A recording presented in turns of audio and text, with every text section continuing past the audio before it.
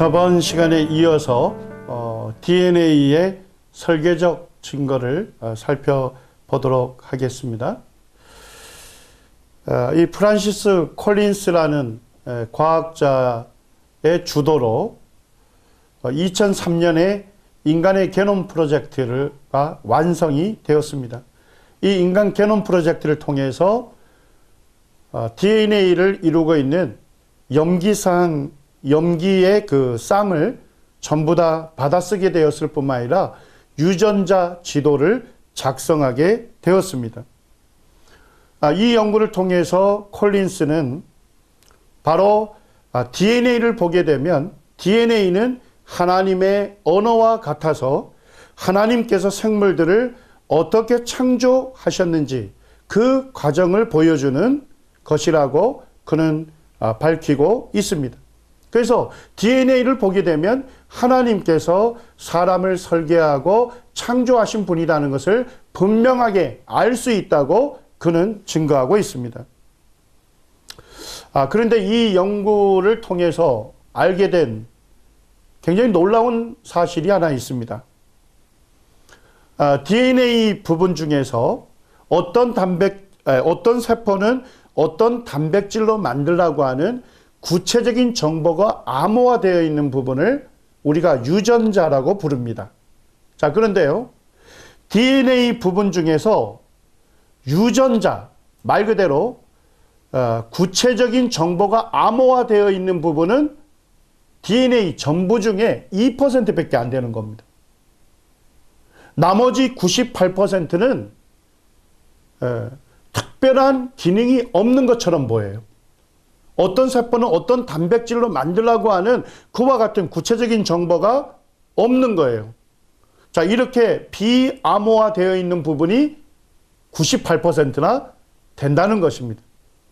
그래서 진화론자들은 성급하게 DNA 부분 중에 98%는 기능하지 않기 때문에 정크 DNA라고 이름을 붙였습니다. 자, 정크란 말은 우리말로 무슨 뜻입니까? 쓰레기라는 의미인 것입니다. 자, 쓰레기라는 건 뭐예요?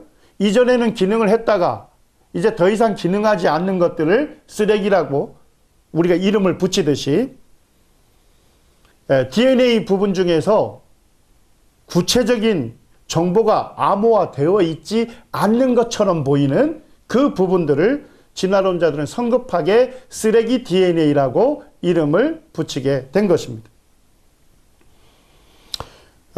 그런데 이 케네스 밀러라고 하는 진화론자인 이 브라운 대학교 교수는 이렇게 얘기를 하고 있습니다. 인간의 게놈에, 인간의 DNA에 유전적 쓰레기가 널려 있는데 하나님이 직접 사람을 창조하셨다고 어떻게 믿을 수 있겠는가? 오히려 DNA를 보게 되면 이것은 하나님의 작품이 아니라 이거는 오히려 진화의 증거다. 이렇게 이 사람이 얘기하는 것입니다. 자, 이 사람은 어떤 믿음을 갖고 있습니까? DNA가 하나님께서 만드신 하나님의 작품이라면 DNA 몇 %가 기능해야 되죠? 100%가 다 기능할 거란 겁니다. 근데 연구 결과는 보니까 100%가 기능하는 게 아니고 불과 2%만 기능하고 나머지 98%는 기능하지 않는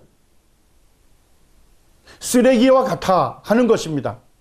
자, 그렇다면 이 사람의 논리대로 보게 된다면 DNA는 누구의 작품이라고 인정하기 어렵습니까? 하나님의 작품이라고 인정하기 어렵다는 것입니다. 오히려 이것은 진화의 증거라는 겁니다. 왜냐니까 진화가 사실이라면, 우리가 사실이라고 가정한다면 사람은 어떻게 됐습니까? 하등한 동물로부터 진화해 왔을 거 아닙니까? 그러니까 하등한 동물일 때는 그 DNA 부분이 기능하는 거였다 있는 겁니다. 자, 그런데 더 고등한 동물로 진화해 가면서 이제 하등한 동물일 때 DNA는 어떻게 된 거죠? 이제 쓸모없이 되었다는 것입니다.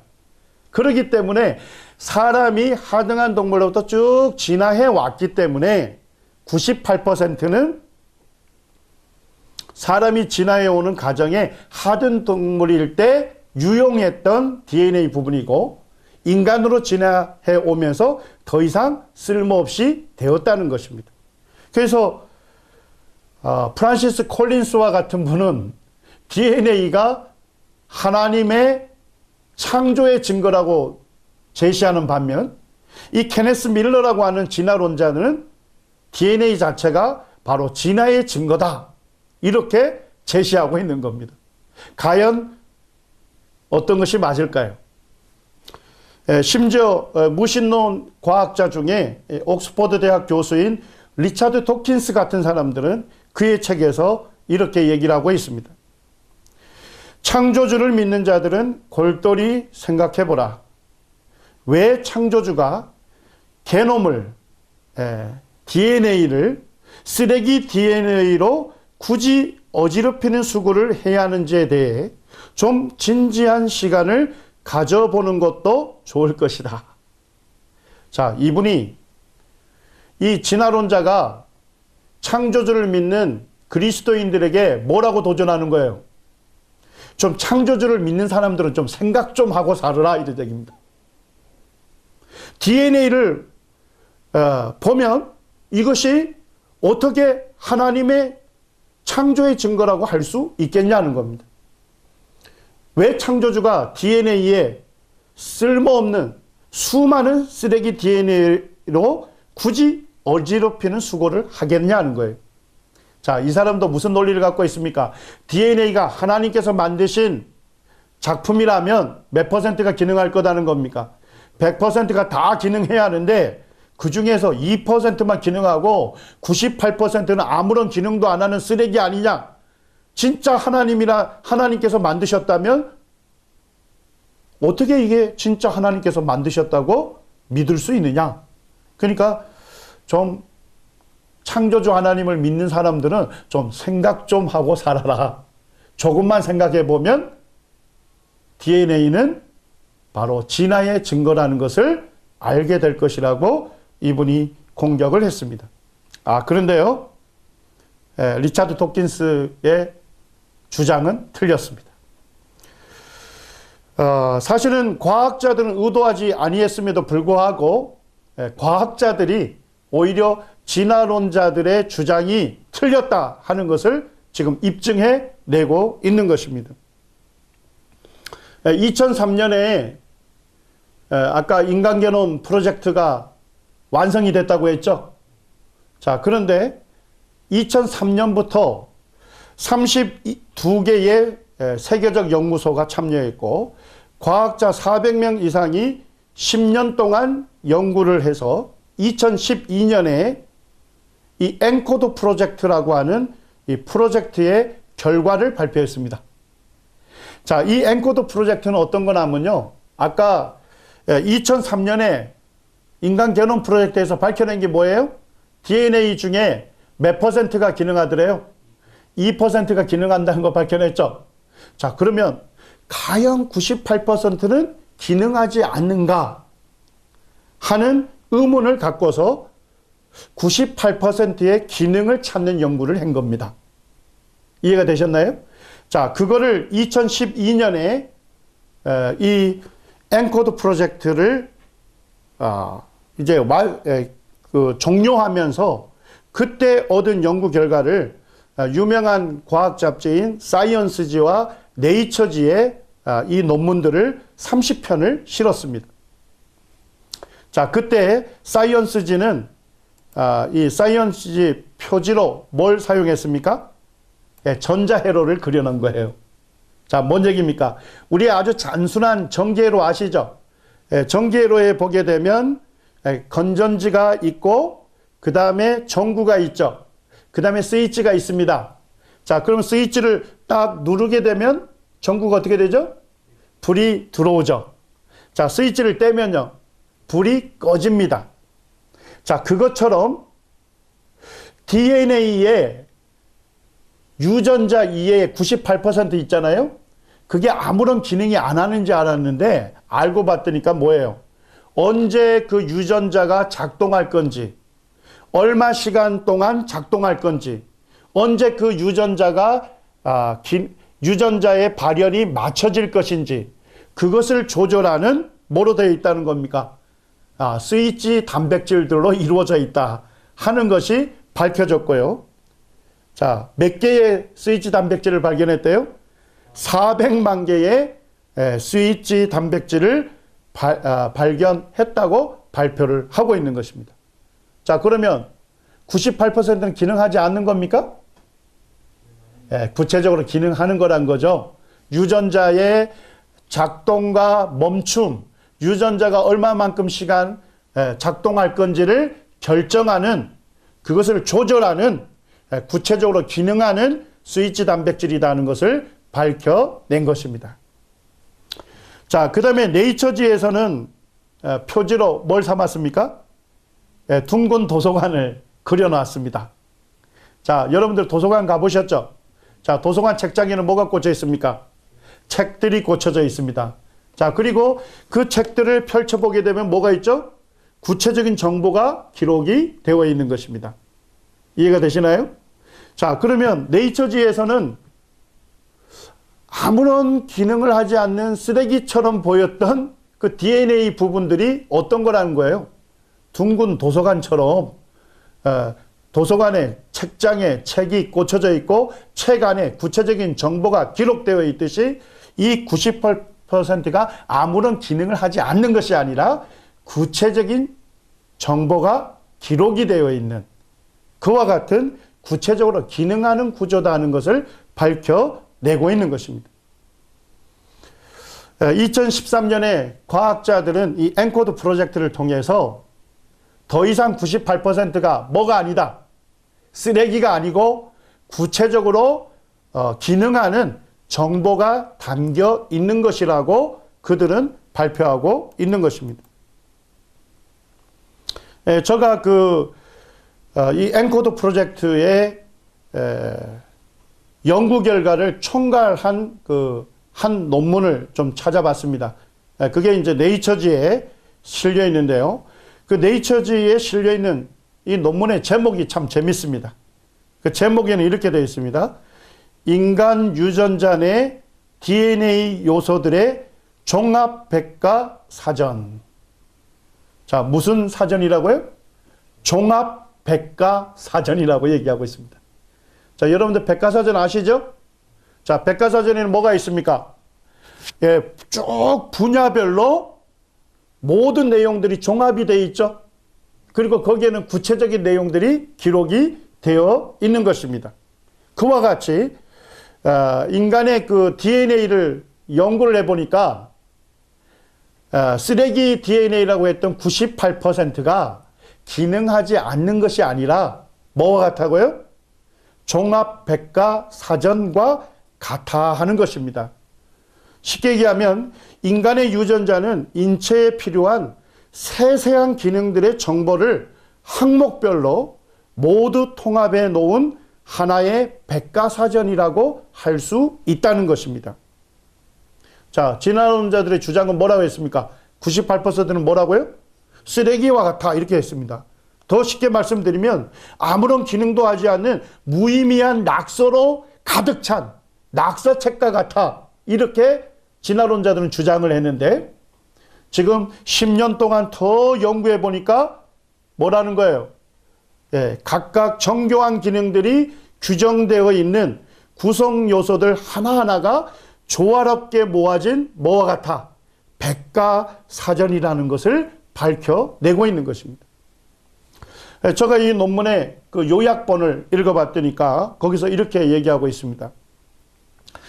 이러한 데이터는 잘 연구된 단백질 암호 영역 외에 있는 게놈의, 즉 DNA의 80%에 대한 생화학적 기능들을 정할 수 있게 하고 있다. 자, 뭔 얘기예요? 98% 진화론자들은 쓰레기 DNA라 했죠? 자, 그것들 중에 80%에 대한 뭘 정할 수 있었대요? 그것들이 어떤 기능을 하는지 그 기능을 정할 수 있었다는 것입니다. 자, 그러면 엄청난 많은 양이 기능한다는 것을 구체적으로 밝혀냈다 이런 얘기죠. 그러면서 이 엔코드 수석 분석 조정자인 이안 번이라고 하는 과학자는 이렇게 얘기합니다. 80%는 곧 몇 퍼센트가 될 거다. 100%가 될 것이다. 불필요한 DNA는 정말로 없다. 이제 쓰레기 DNA라는 비유는 뭐하지 않다고요? 더 이상 유용하지 않다라고 결론을 내리고 있는 것입니다. 아까 그 DNA가 진화의 증거라고 얘기했던 케네스 밀러라고 하는 진화론자 교수님의 논리대로 한번 생각을 해보시죠. 자, 그분은 뭐라 했습니까? DNA가 하나님께서 만드신 하나님의 작품이라면 몇 퍼센트가 기능해야 맞다고요? 100% 기능하도록 만들었을 것이다. 이렇게 그 사람은 논리를 폈습니다. 자, 그러면 진화론자의 논리대로 보더라도 DNA는 지금 몇 퍼센트가 기능한다는 것을 과학자들이 밝혀내고 있습니까? 100% 모든 것이 다 기능한다고 밝혀내고 있는 것입니다. 자, 진화론자들 논리대로 보더라도 DNA는 누구의 작품이다? 하나님께서 설계하신 하나님의 창조물이다 하는 것을 지금 누가 밝혀내고 있어요? 과학자들이 연구를 통해서 밝혀내고 있는 것입니다. 또 다른 논문에서는 제목에 이렇게 붙어 있습니다. 유전적 쓰레기에서 뭘로 바뀌었다고요? 보물로 바뀌었다는 것입니다. 자, 보물은 뭐예요? 굉장히 가치 있는 것이죠. 마찬가지로 98%가 쓰레기가 아니고 구체적으로 중요한 기능을 하는 가치 있는 것이다 하는 것이 밝혀졌다는 것입니다. 사이언스 데일리에서도 이렇게 제목을 붙였습니다. 유전체의 정크는 결국 뭐가 아니었다? 쓰레기가 아니었다 하는 것을 밝혀내고 있습니다. 한 명의 그 학자를 좀 소개하기를 원합니다. 이 사람은 그 안토니 플루라고 하는 무신론자였습니다. 근데 자기가 하나님을 믿지 않았을 뿐만 아니라 하나님을 믿는 사람을 굉장히 공격했던 악명 높은 무신론자였습니다. 이 사람은 공개적인 TV 토론이나 라디오 토론 같은데 이 성경학자들과 함께 토론을 하면서 하나님께서 존재하지 않는다는 증거들을 제시하면서 하나님 믿는 사람들은 어리석은 사람들이라고 하는 논리를 폈던 인물이었습니다.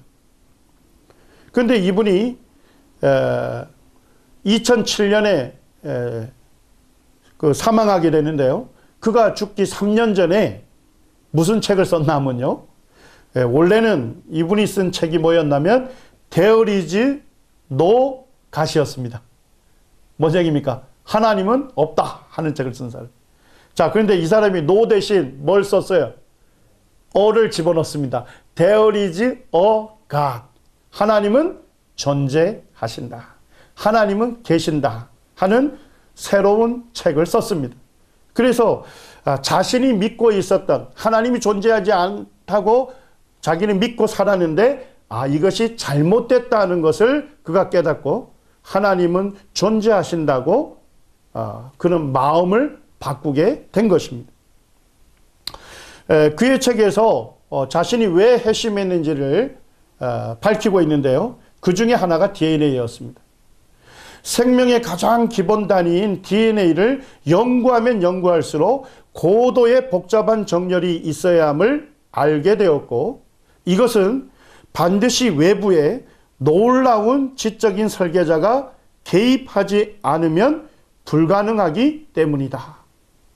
자, 이분은 DNA를 보니까 연구하면 연구할수록 DNA에 있는 그 모든 부분들이 다 뭐예요?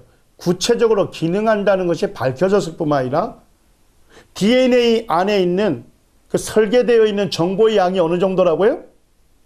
그랜드 캐년을 책으로 메꿀 때 몇 번을 메꿀 만한 정보라고요? 40번을 메꿀 만한 이 엄청난 정보가 쌀 한 톨보다도 작은 DNA 물질 안에 고도로 집적이 되어 있다는 것을 그런 과학자들이 밝혀낸 사실들을 살펴보게 될 때 DNA를 설계한 그 놀라운 지적인 존재가 존재하지 않으면 불가능하다. 자, 그렇다면 그 엄청난 설계 정보를 그 작은 구조에 고도로 집적할 수 있는 이 놀라운 설계자는 누구라고 우리가 결론 내릴 수밖에 없습니까? 그분은 창조주 하나님이라는 사실을 인정할 수밖에 없다 하는 것을 안토니 플루가 그의 책에서 기록하면서 자신이 하나님을 믿을 수밖에 없는 이유를 제시하고 있는 것입니다. 시편 53편 1절에는 어리석은 사람은 그 마음에 이르기를 하나님은 없다 하도다. 저희는 부패하며 가증한 악을 행함이며 선을 행하는 자가 없도다.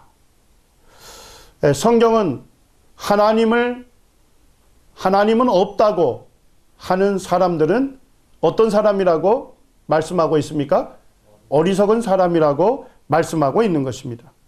시편 4절에서는 악인은 그 교만한 얼굴로 말하기를 여호와께서 이를 감찰치 아니하신다 하며 그 모든 사상에 하나님이 없다 하나이다. 자, 하나님이 없다는 사람은 하나님 보실 때 악인이라고 하나님께서 경고하고 있는 것입니다. 하나님께서 사람을 설계하고 창조하신 구체적인 증거를 우리가 살펴봤습니다.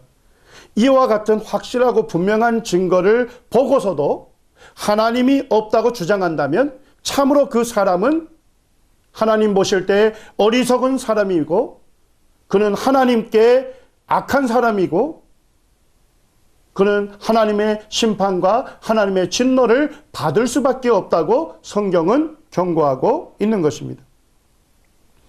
로마서 1장 19절 말씀 이하를 보게 되면 하나님을 알만한 것을 하나님 만드신 만물에 분명히 보여주었고 알려주었다고 하나님께서 말씀하십니다.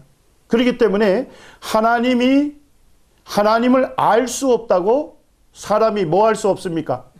핑계 댈 수 없다고 말씀하십니다. 하나님 오늘 이 시간 이 DNA를 통해서 하나님께서 사람을 설계하고 창조하신 것이 너무나도 분명하고 확실하다는 하는 것을 우리가 살펴봤습니다. 하나님께서 나를 창조하셨다면 하나님으로부터 창조함을 입은 나는 하나님을 어떻게 해야 되겠습니까? 그 하나님을 영화롭게 해야 하지 않겠습니까?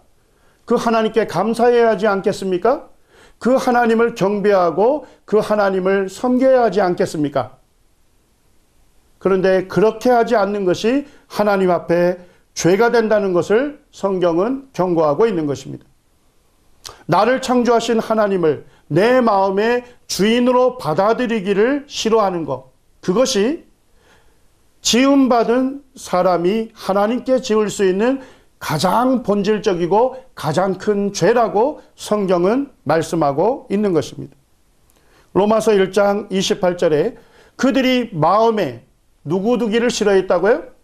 하나님 두기를 싫어했다는 것입니다. 더 정확하게 말씀드리면 그들이 마음에 자기를 창조하신 하나님을 자기의 주인으로 받아들이기를 싫어했다는 것입니다. 거절한 그것이 바로 인간이 하나님 앞에 지을 수 있는 가장 본질적이고 가장 큰 죄라고 성경은 지적하고 있는 것입니다.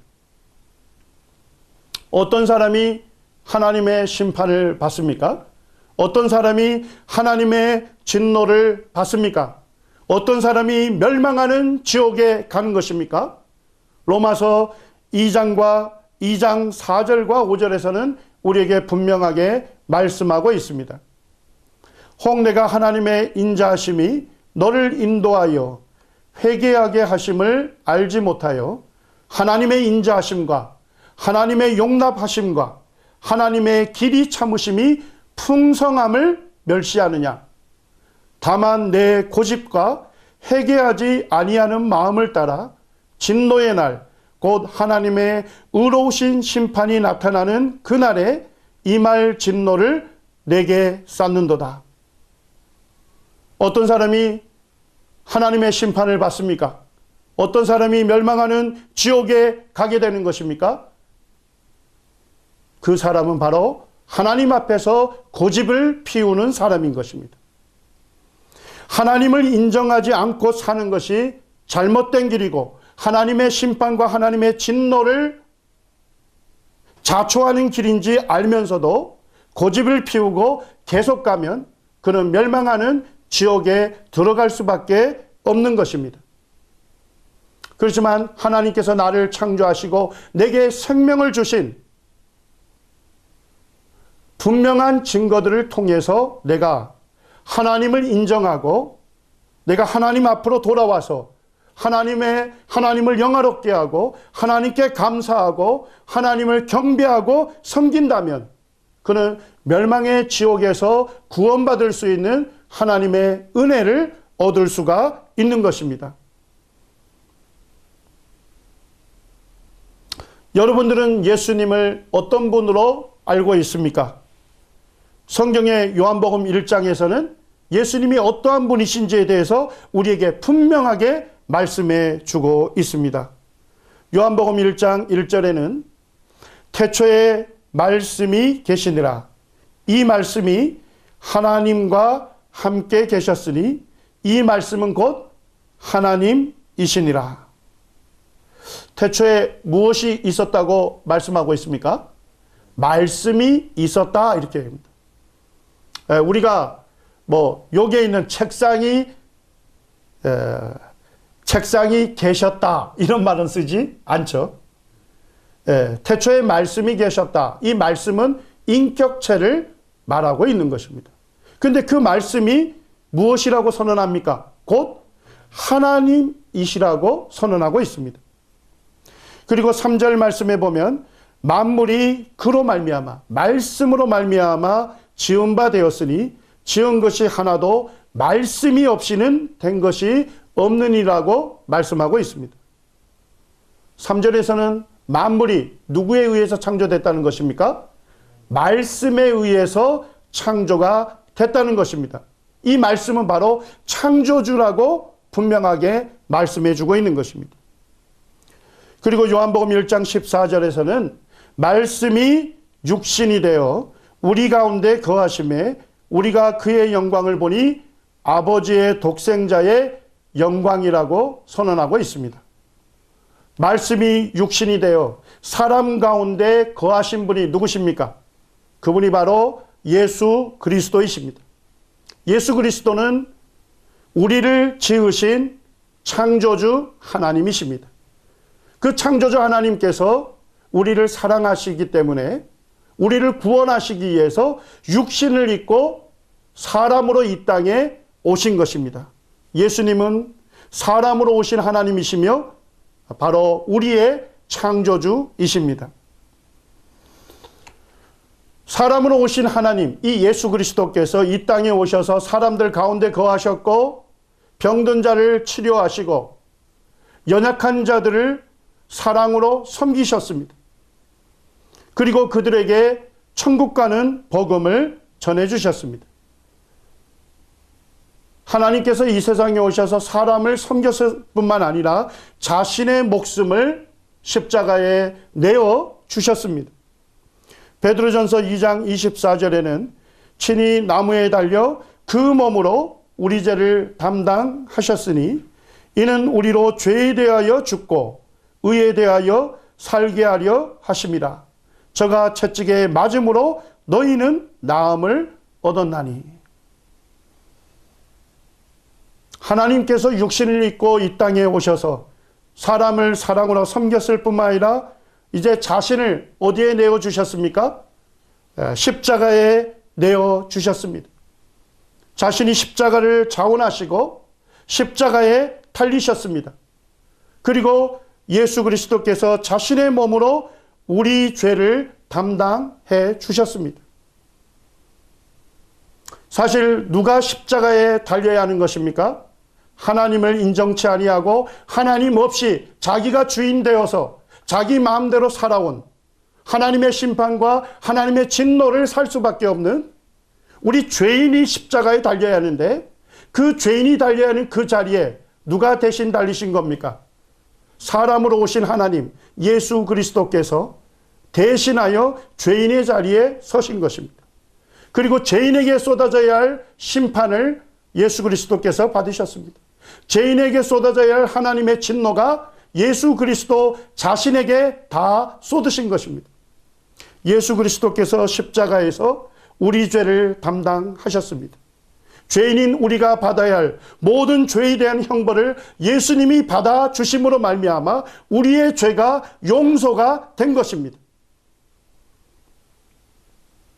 골로새서 2장 13절 14절에서는 이렇게 선언하고 있습니다. 또 범죄와 육체의 무할례로 죽었던 너희를 하나님이 그와 함께 살리시고 우리의 모든 죄를 사하시고 우리를 거스리고 불리하게 하는 법조문으로 쓴 증서를 지우시고 제하여 버리사 십자가에 못 박으시고.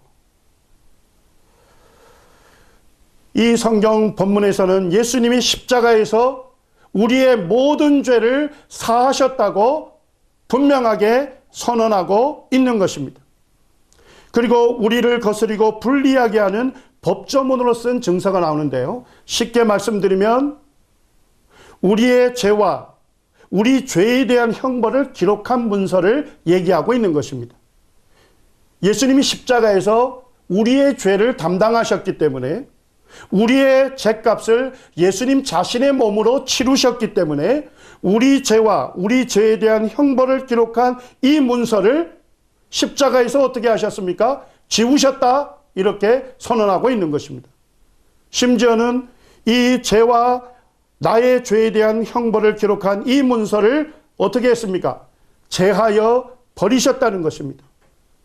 아주 쉽게 말씀드리면 내 죄와 내 죄에 대한 형벌을 기록한 그 문서를 예수님이 십자가에서 완전히 찢어 버리셨다는 것입니다.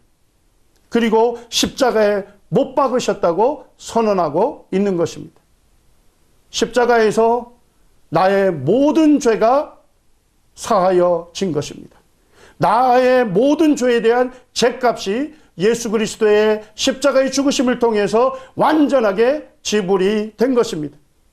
다른 성경 본문에서는 예수님이 십자가에 흘리신 그 피로 영원한 속죄를 이루셨다고 말씀하고 있습니다. 예수 그리스도의 피가 나의 죄를 씻었을 뿐만 아니라 타락한 나의 양심, 하나님을 나의 창조주로, 하나님을 나의 하나님으로 받아들이지 못하는 이 타락한 양심까지도 예수 그리스도의 피로써 깨끗게 하셨다는 것입니다. 그래서 이제는 이 예수 그리스도를 믿음으로 살아계시고 참되신 하나님을 이제 섬길 수 있는 자로 변화시키셨다는 것입니다. 이제 어떻게 죄인이 죄사함을 받고 구원을 받을 수 있을까요? 어떻게 하면 죄인이 하나님의 심판과 진노를 받을 수밖에 없는 죄인이 어떻게 하면 하나님 앞에서 의롭다함을 받을 수 있을까요? 어떻게 하면 하나님과 관계를 회복할 수 있을까요? 어떻게 하면 하나님과 화목할 수 있을까요? 어떻게 하면 하나님을 이제 섬길 수 있는 자가 될 수 있을까요? 로마서 10장 9절에서는 어떻게 하면 죄인이 구원받고 하나님을 섬길 수 있는지, 하나님 앞에 의롭다함을 얻을 수 있는지 그 길을 우리에게 말씀해 주고 있습니다. 내가 만일 내 입으로 예수를 주로 시인하며 또 하나님께서 그를 죽은 자 가운데서 살리신 것을 내 마음에 믿으면 구원을 받으리라. 예수님은 십자가에서 나의 죄를 대신 속죄해 주셨습니다. 나의 모든 죄를 사하여 주셨습니다. 나의 모든 죄에 대한 죄값을 완전하게 지불하셨습니다. 예수님 십자가에서 마지막 운명하실 때 다 이루셨다고 말씀을 하셨습니다. 우리의 모든 죄가 십자가에서 완전하게 해결이 되어진 것입니다. 예수님께서는 이제 우리의 모든 죄를 완전하게 용서하시고 완전한 사랑을 나타내셨습니다. 이 예수님은 십자가에 죽으시고 무덤에 장사되셨지만 예수님의 시신이 썩어서 없어진 것이 아닙니다.